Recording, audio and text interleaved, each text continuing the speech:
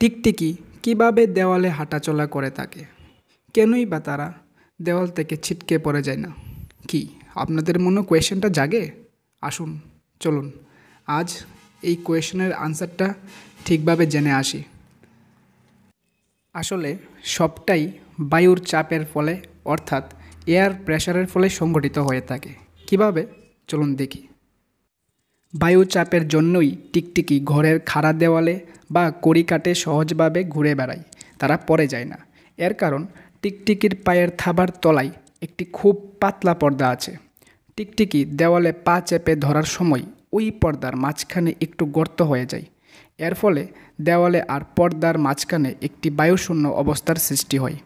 অথচ তখন বাইরে বায়ুর প্রচণ্ড চাপ টিকটিকির পায়ের উপর পড়ে। ওই বায়ু চাপেই টিকটিকির পা দেওয়ালে আটকে থাকে। এভাবে একটা করে পা দেওয়ালে আটকে রেখে অন্য পাগুলি তুলে এগিয়ে যায়।